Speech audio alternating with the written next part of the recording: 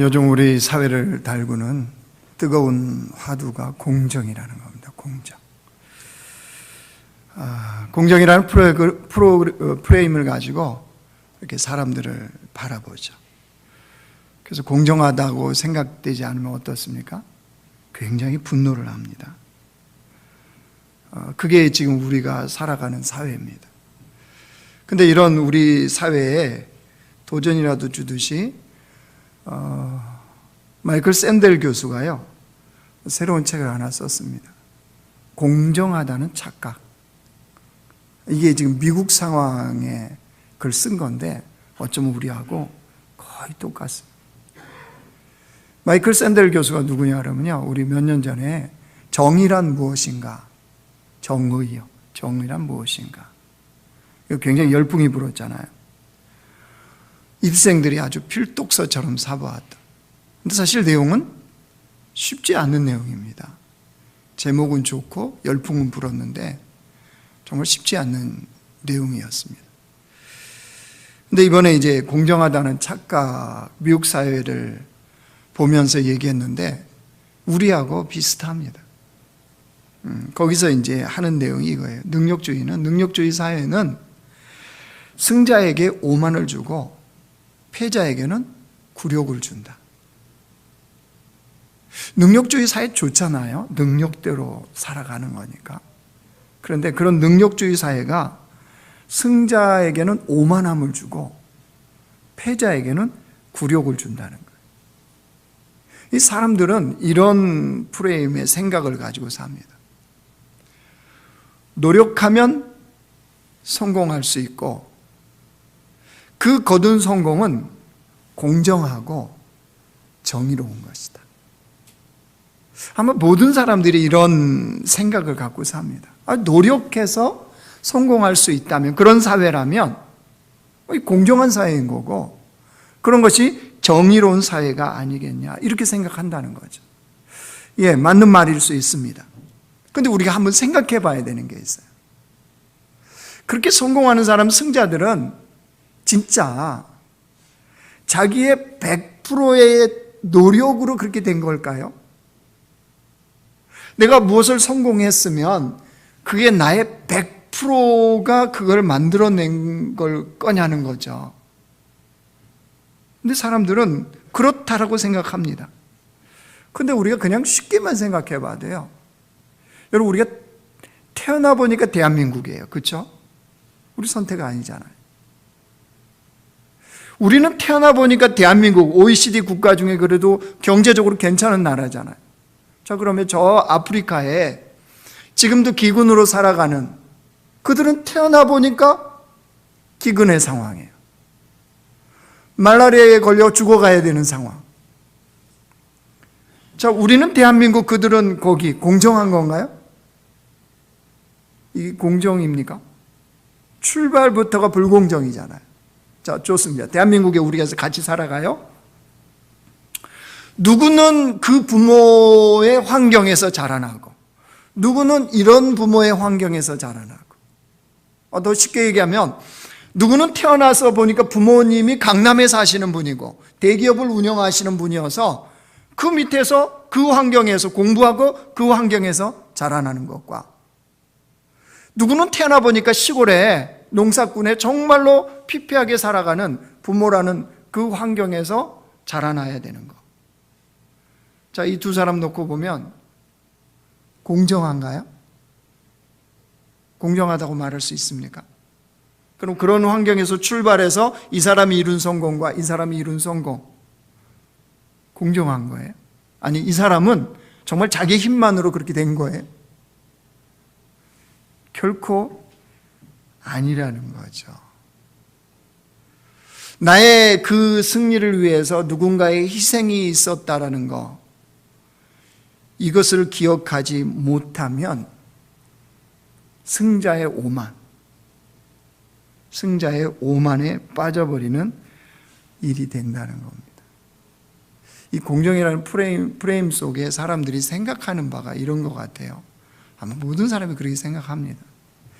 이 법이라는 테두리 있잖아요. 법이 정한 테두리. 이 법이 정한 테두리에서 벗어나지 않고 그 법 안에서 어떤 방식으로든 성공을 거두면 법은 벗어나지 않아요. 그런데 그 안에서 성공을 거둔 것이라면 그 사람은 능력 있는 사람이요, 그것이 되어지는 사회는 공정한 사회다, 이렇게 생각한다는 거예요. 일면 맞죠? 맞습니다. 일면. 근데 그런 생각의 프레임을 가지고 보기 시작하면, 그걸 가지고 보기 시작하면 사람들이 교만해져요. 오만해집니다. 그리고 그건 사실 맞지 않습니다. 여러분, 우리 신앙 안에서 구원만 두고 볼까요? 우리는 구원받아서 하나님을 믿고 하나님의 자녀가 되었고 하나님을 예배하는 그 백성으로 오늘 살아가요. 자, 그러면 이 교회 밖에 세상에 예수 안 믿는 사람들이요, 우리는 예수 믿고 하나님의 자녀로 살고 천국 백성으로 사는데 그들은 하나님을 믿지 않는 백성으로 살아요. 이거 공정한가요? 내가 선택받아서 주의 자녀가 된 거 공정한 거예요? 무엇으로 인해 공정한 겁니까? 자, 더 불공정을 얘기해가요. 하나님이신 분이 이 땅에 오셔서 십자가에 죽는다. 공정합니까? 아니, 어떻게 창조주가 피조물을 위해서 죽어요? 구원을 위해서. 아니, 여러분이 여러분 집에 키우는 강아지를 위해서 내가 대신 죽는다. 그런 사회라면 공정해요? 여러분 옆집에 누군가가 개를 너무 사랑해서 개 대신에 죽었대요. 와, 공정하다. 이런 사회가 좋은 사회, 이럴 수 있나요? 말도 안 되죠. 이런 불공정이 어디 있겠습니까? 근데 이거를 배제시켜버리면 그 사회가 오만으로 가득 찬, 그 능력주의 사회가, 능력대로 되어지는 사회가 이럴 가능성이 많다는 거예요. 그러니까 마이클 샌델 교수가요, 하버드 대학 교수잖아요. 그리고 그 사회가, 그분도 이제 믿는 분이에요. 그래서 성경의 많은 부분들을 인용해서 그 이제 책을 쓰는데, 뭘 얘기하려고 그러냐면요, 이런 말을 하는 거예요. 우리 삶은 우리 능력 외에, 특별히 우리 그리스도인들이 더 생각해야 되는 게, 우리 삶은 우리의 능력, 우리의 땀, 우리의 노력보다 더 큰 플러스 알파의 은혜와 복으로 우리는 사는 거예요. 이거를 망각하면 그리스도인들이 교만과 오만에 빠져 살아가는 겁니다. 나의 힘과 나의 노력과 나의 땀보다 비교도 되지 않을 더 큰 하나님의 은혜와 복이 우리의 삶에 더해져서 우리가 이 땅을 살아가는 것이지, 그렇지 않고 우리가 있을 수가 없는 거죠. 그러니까 이 마이클 샌델 교수가 이 책을 통해서 말하는 거는요, 그겁니다. 그러니까 우리가 이런 사회에서, 능력주의 사회에서 좀 함께 고민하고 함께 어떻게 살아갈 것인가, 좀 공공의 선을 위해서, 우리가 말하면 하나님의 말씀이 말씀하는 그 선을 위해서 우리가 어떻게 이 공동체에서 함께 살 것인가, 이게 같이 고민되어져야 되고 같이 살아가야 된다는 거예요. 이게 이제 배제돼 버리면, 뭐가 안 되는 사람은 쟤는 노력을 안 해서 그런 거야, 쟤는 게을러서 그런 거야, 이렇게 취급해버리는 사회가 된다는 거죠. 자, 이런 사회 속에서 우리 하나님을 믿는 그리스도인들은 어떤 삶을 살아야 될까요? 특별히 우리 교회표, 선교, 거룩한 하나님의 나라, 주님의 나라를 이 땅에 우리가 이루고자 하는 교회 공동체는 무엇을 추구해야 될까요? 오늘 말씀을 통해서 우리가 깨닫고 우리 삶에 우리가 적용하기를 원합니다. 지금 오늘 본문의 이스라엘 백성들의 현실은 이거였습니다. 1절 한번 보실래요? 이스라엘 자손이 또 길을 떠나 모압 평지에 진을 쳤으니 요단 건너편 곧 여리고 맞은 편이더라. 시내산에서 출발해서 지금 어디에 도착했다고요? 모압 평지요. 모압 평지에 이스라엘 백성들이 지금 도착을 해서 거기에 진을 쳤습니다. 그 앞에 뭐가 보인다고요? 요단강이 보입니다. 그 앞에는요, 여리고성이 보입니다. 그냥 모압 평지에 있으니까 요단강 보이고 여리고 보이지 이거 아니에요. 이 백성들 지금 뭐 해야 되는 요단강이에요? 건너야 되는 요단강. 크고 견고한 성읍인데 무너뜨려야 되는 여리고성. 지금 눈앞에 가나안 정복 전쟁을 해야 되는 이들의 현실. 근데 여러분 지금 여기는 이 민수기 22장 이 형편은 어디냐 그러면요, 출애굽 1세대가 거의 이제 정리되는 상황이에요. 그리고 출애굽 2세대가 이들이 누구와 더불어서 이제 모세에 이어서 여호수아와 더불어서 가나안 정복 전쟁해야 되잖아요. 그러니까 출애굽 1세대와 2세대가 교체되는 상황인 거예요. 그러니까 내부적으로 여러분 혼란이 있을 수 있잖아요. 물론 지금은 모세가 지도자입니다. 모세가 지도자로 지금 있긴 있지만 이런 혼란이 있는 거예요. 그리고 요단강 앞에 있죠? 그 다음이 여리고성이 보여요. 눈에 딱 보이는 거예요. 모압 평지에 서 있는데. 문제는 이거예요. 이스라엘 백성들에게 요단강을 건너야 되는, 여리고성을 정복해야 되는 아무런 플랜이 없다는 거예요. 아무런 플랜이 없어요. 그러니까 이들 앞에 요단강은 뭘로 보여요? 장애물이에요. 크고 견고한 성읍 저 앞에 보이는 여리고성은요, 더 큰 장애물인 거죠. 그러니까 이스라엘 백성들 안에 불안한 요소, 두려움의 요소가 왜 없겠습니까? 이게 지금 모압 평지에 있는 이스라엘 백성들의 현실이었습니다. 더구나 자기들이 지금 진을 치고 있는 이 모압 땅에요, 왕이 누구였냐 그러면 발락이었습니다. 발락이라는 이 왕이 있었는데, 이 발락이라는 이런 뜻은요, 파괴자입니다. 파괴자. 그 이름에 딱 걸맞게 뭐 한대요? 이스라엘 백성들을 파괴시키기 위한 비밀 계획을 세우고 있는 겁니다. 이스라엘은 전혀 몰라요. 발락이 이런 계획을 세우고 있는지를 전혀 모르는 상태입니다. 6절 한번 보실래요? 우리보다 강하니, 누구를 얘기하는 거예요? 이스라엘이요. 청하건대 와서 나를 위하여 이 백성을 저주하라. 내가 혹 그들을 쳐서 이겨 이 땅에서 몰아내리라. 11절 가보십시오. 보라, 애굽에서 나온 민족이 지면에 덮였으니, 이 지금 이스라엘 얘기하는 거예요. 이제 와서 나를 위하여 그들을 저주하라. 내가 혹 그들을 쳐서 몰아낼 수 있으리라 하나이다. 발락의 계획은 이거예요. 이스라엘을 발람이 저주해주면 그 다음에 이 이스라엘을 쳐서 모압 땅에서 완전히 몰아내는 거. 즉 뭐겠어요? 진멸시켜버리는 거죠. 여러분, 누군가 우리 모르게 칼을 갈고 있다. 저기. 이것처럼 두려운 게 어디 있습니까? 이것처럼 끔찍한 일이 어디 있어요? 마치 여러분 우리 인생도 그럴 수 있어요. 우리 인생의 여정이. 코로나19 때문에 작년부터 지금까지 계속 지금 이어지고 있죠. 새해는 새해인데 바뀌지 않는 환경은 뭐예요? 코로나로 인한 이 어려움이죠. 얼마나 이게 우리를 불안하게 합니까? 백신은 개발됐는데 혜택이 오기까지는 아직 멀었어요. 그렇죠? 그러니까 이 코로나가 파괴자의 얼굴을 하고 우리 인생에 다가올 수 있어요. 불안하지 않아요? 여러분, 사람 만나기 어떻던가요? 여러분, 요즘 쉽지 않습니다. 세상은 더불어 살아가야 되는데 사람을 피해야 되는 지금 상황이 우리에게 펼쳐진 거죠. 더구나 삶의 현장은 어떤가요? 여러분, 얼마나 어렵습니까? 일자리가 감소해요? 젊은 사람들이 취업하기가 어렵습니다. 지금 가게나 회사나 문 닫는 곳이 많아요.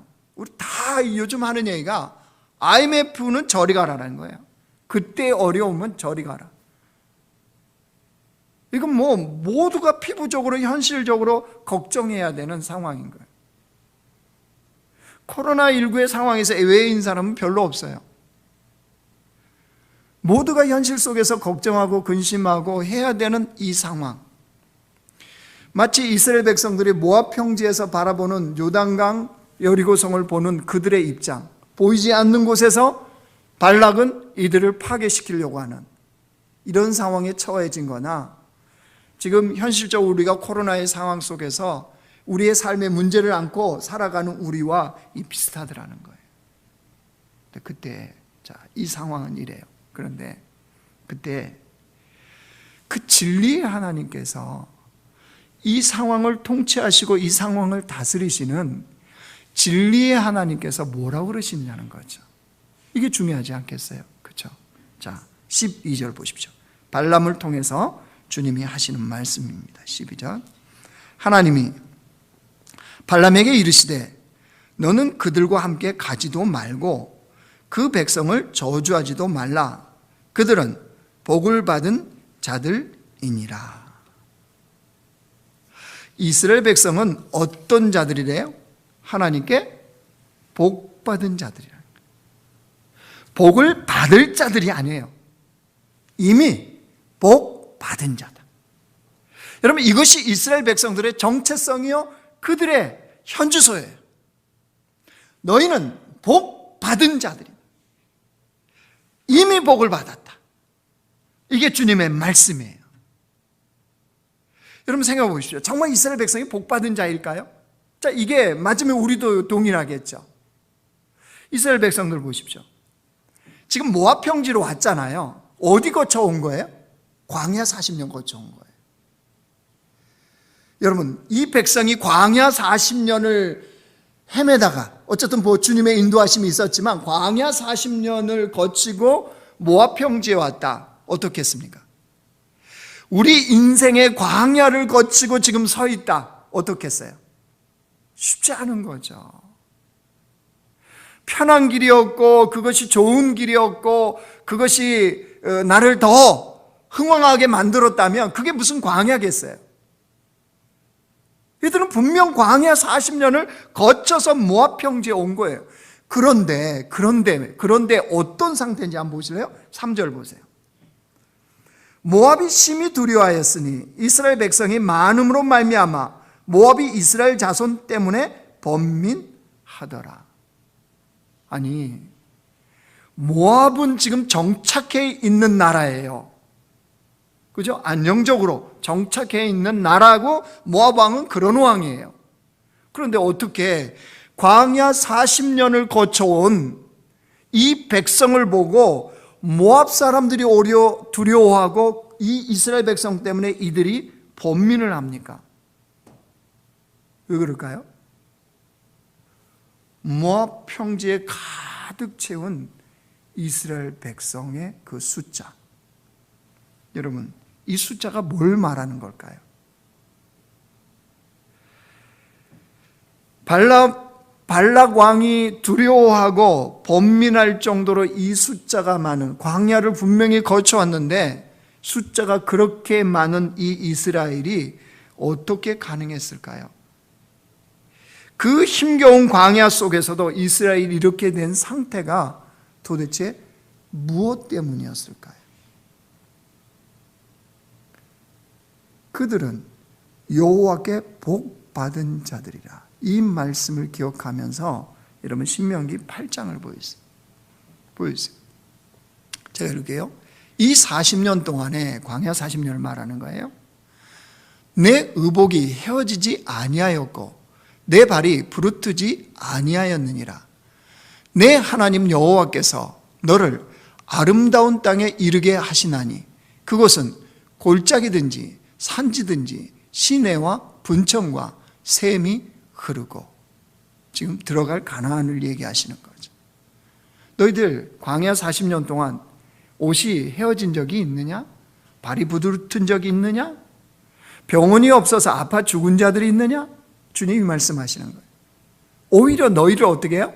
아름다운 땅으로 내가 지금 이끌어. 무슨 말씀인가요?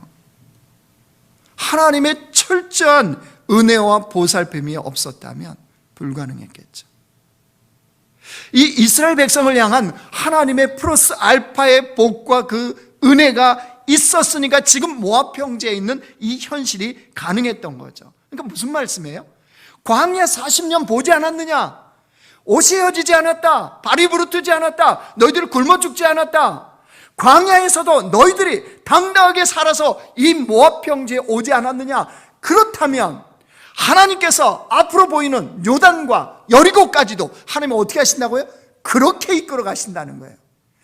계속 너희들에게 복 주고, 과거에 그랬던 그 하나님께서 계속 너희들에게 복을 주고, 그래서 흥왕케 하고 너희들을 왕성케 하고자 하는 하나님의 손길이 있다, 이 말씀하시는 거예요. 왜요? 복 받은 자들이니까. 여러분, 그게 지금 증명을 하잖아요.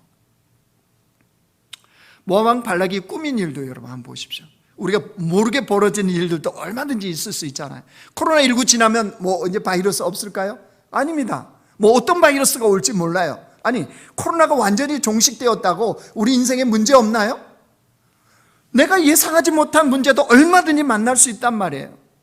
그거 생각하면 염려 더 되죠. 더 걱정되죠. 자, 그런 문제에 대해서는 주님은 뭐라고 하시냔 말이에요. 자, 이걸 보면 알겠죠. 모압 왕 발락이 이스라엘 백성들 모르게 은밀하게 이 일을 꾸며요. 누구를 불러다가?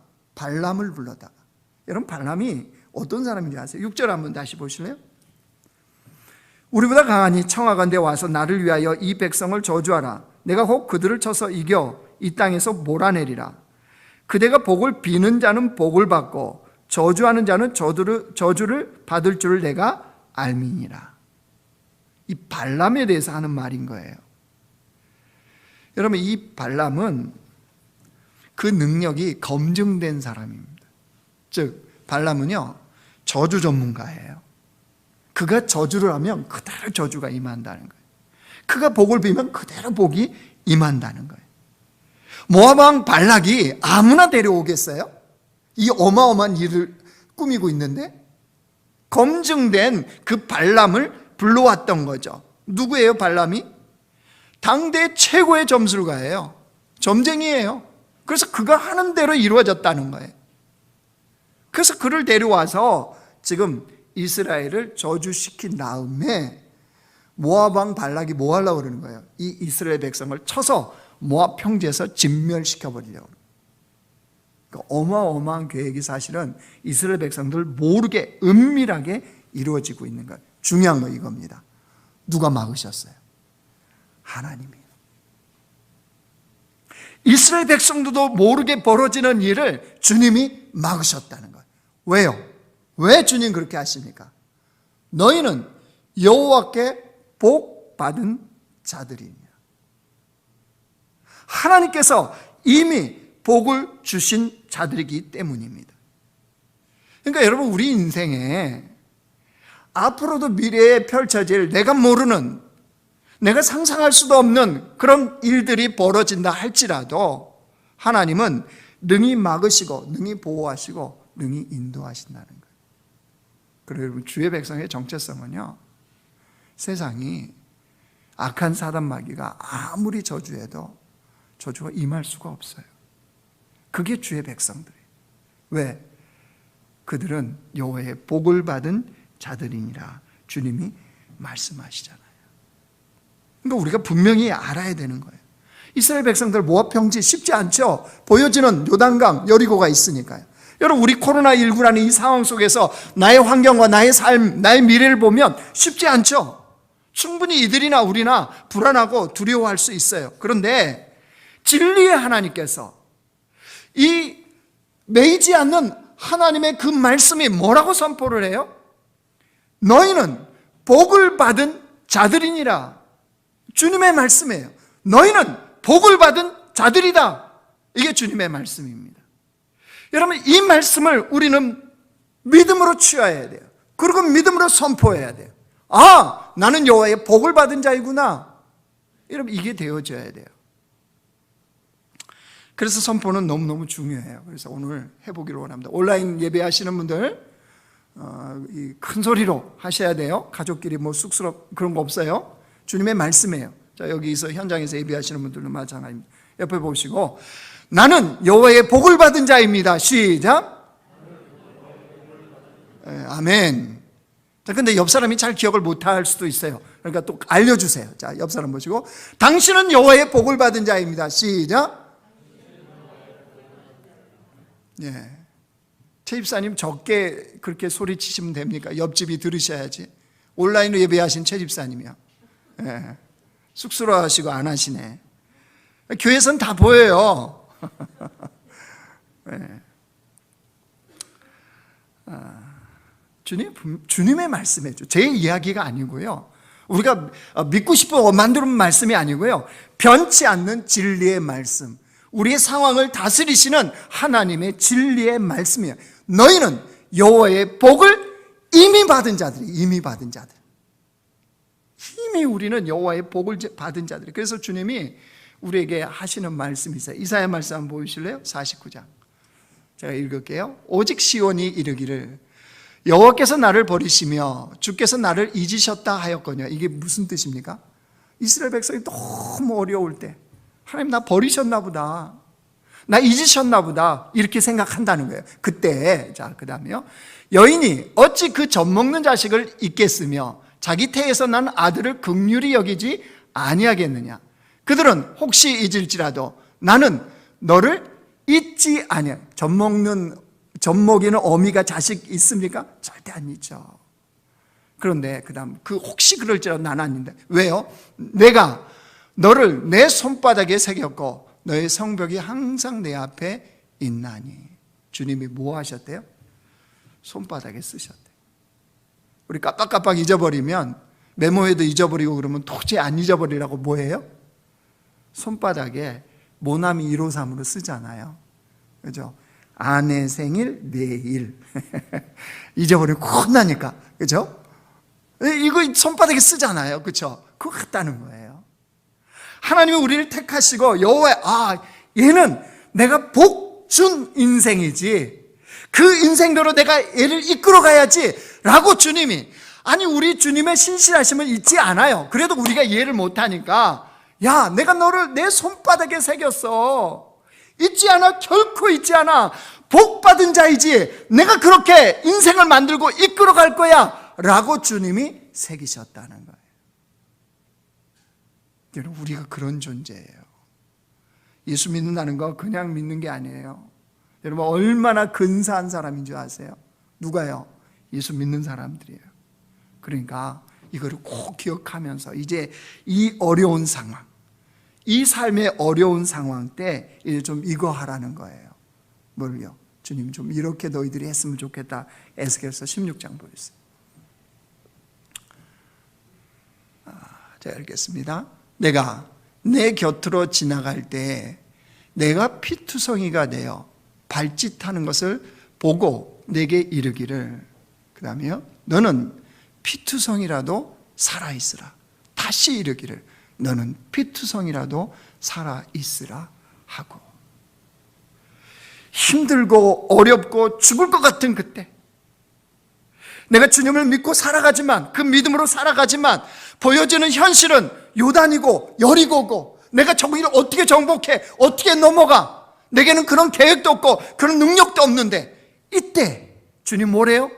피투성이라도, 네가 찢기고 아프고 어려운 그때 네가 피투성이라도 주님 안에 살아만 있어라. 살아만 있어라. 가게 문을 닫을 건가 말 건가, 지금 이 경제가 완전 파탄나고 이거 어떻게 해야 되나, 주님 말씀하십니다. 피투성이라도 네 안에 예수를 믿는 그 믿음을 갖고 살아만 있어라. 뭐 하시려고요? 내가 너를 복준 자이다, 그것을 이루시려고요. 주님의 말씀이에요. 여러분, 인내하고 견디라는 거예요. 세상으로부터 교회가 욕먹을 때도 있죠. 그리스도인들이 욕먹을 때도 있습니다. 그래도 인내하고 견디라. 피투성이라도 너만 살아있으면, 포기하지 않고 있으면, 매이지 않는 그 진리의 말씀이 그 말씀대로 네 삶을 이룰 것이다.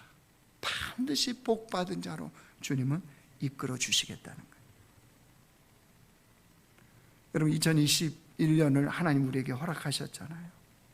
근데 우리 하나님은요, 자, 새해 여루 줬으니까 너희들 한번 살아봐라 이러신 분이 아니세요. 너희 힘으로 너희 노력을 한번 살아봐라 이렇게 말씀하신 분이 아니세요. 복 받은 자답게 내가 인도하고 보호하겠다. 주님은 이 말씀을 하세요. 때로는 환경이 우리를 어렵게 합니다. 세상으로부터 비난을 받을 수도 있습니다. 또 어려운 상황에 처해질 수도 있습니다. 그때 너무 낙심하지 마세요.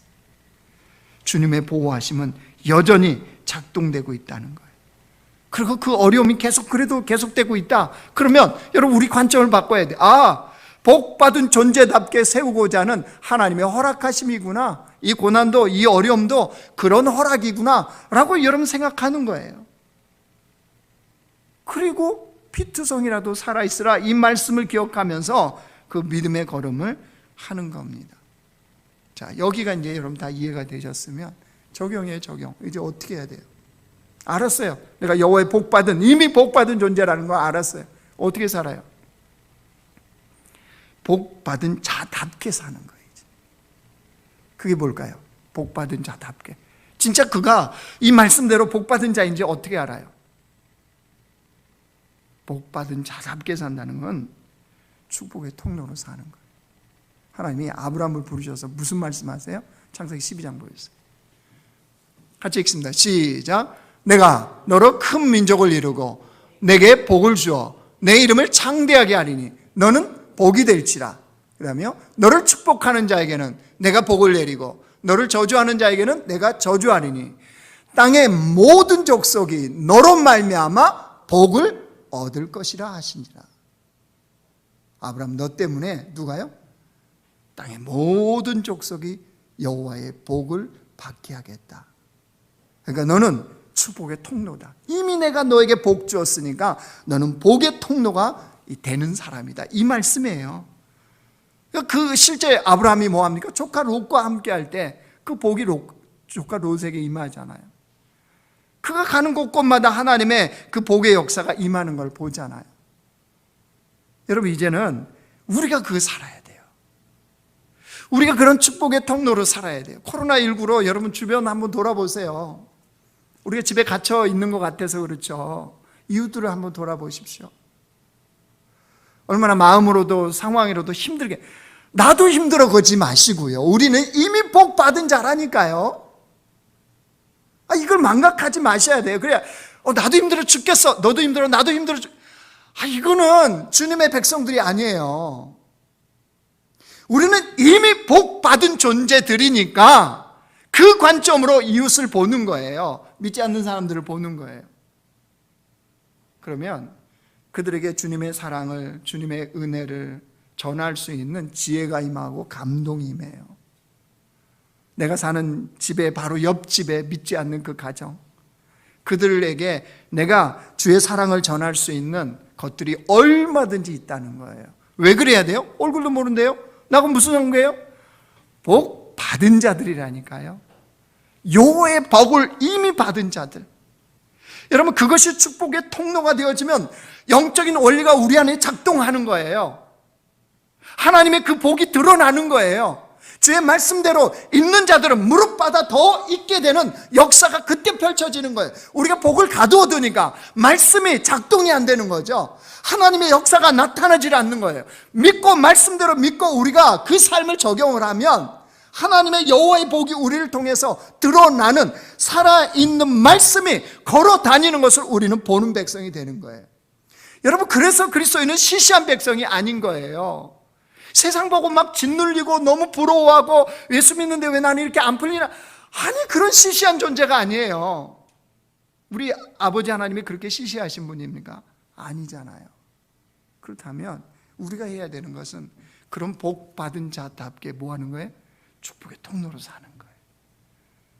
이제 우리가 그런 기도하고 그런 고민을, 여호와여 내 가정에, 내 직장에, 내 삶에 복 주세요, 복 주세요. 좀 이거는 안 믿는 백성들이에요. 그걸 기도할 게 아니고, 주여 내가 주께서 약속하신 말씀대로 내가 복 받은 자인데 이 복을 어떻게 내 이웃에 나누면 되겠습니까? 내가 어떻게 복의 통로가 되면 되겠습니까? 나를 통해서 하나님 어떻게 일하고 싶으십니까?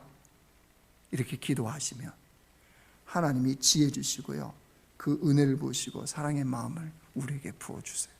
우리가 그렇게 살아가는, 세상이 볼 때 역시 그리스도인들을 달라, 예수 믿는 사람들이 진짜 달라, 예수 믿는 사람들은 그래서 근사해, 이게 되어지는 거예요.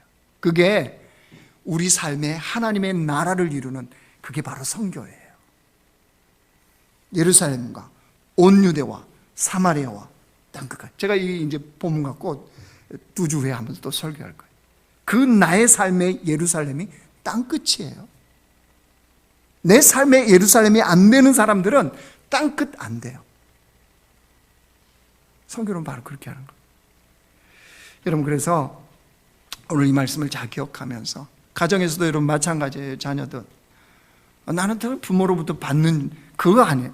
내 안에 계신 하나님으로 말미암아 복 받은 존재라면 자녀로부터 오히려 부모에게도 가는 거예요. 이게 영적인 원리예요. 여러분, 이런 복 받은 자다운 교회 공동체, 그런 삶이 우리 안에, 그 특권이 사용되어지는 축복된 교회가 되기를 주의 이름으로 축원합니다.